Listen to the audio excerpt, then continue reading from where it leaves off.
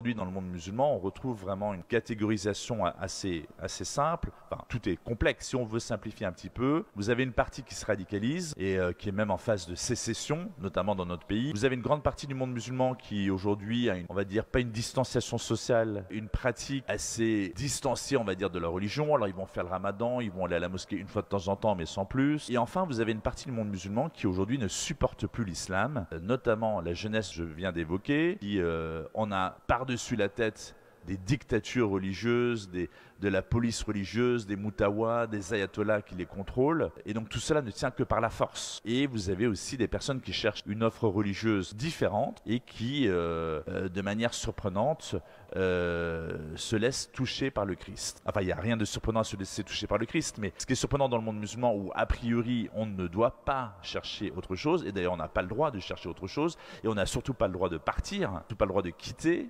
et du coup des conversions pour quitter l'islam, ça reste quelque chose de surprenant. Or, c'est ce qui se produit de plus en plus et sur des volumes assez importants. Alors, c'est toujours difficile à quantifier parce que, évidemment, la plupart de ces personnes restent espèce de discrétion pour leur propre sécurité. Mais on parle, par exemple, en Iran, de plusieurs centaines de milliers de personnes qui seraient devenues clandestinement chrétiennes. On parle de la Turquie, par exemple, où plus de 30% de la population ne serait plus musulmane. En tout cas, ne se déclarerait plus musulman.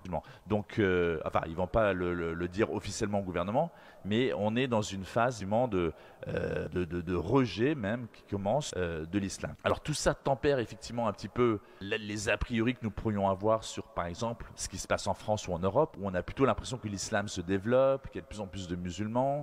Si on regarde ce qui se passe sur la scène mondiale, c'est un petit peu différent. Juste en guise de transition, c'est ce que nous observons déjà ici en France. Il y en a sans doute dans la salle. Un certain nombre de musulmans sont devenus chrétiens, deviennent chrétiens, et en général, même leur famille ne le sait pas, mais ça finit pour certains par générer un certain nombre de complications, et c'est toute l'étude qu'a faite le Centre européen pour la loi et la justice, dont va nous parler Christophe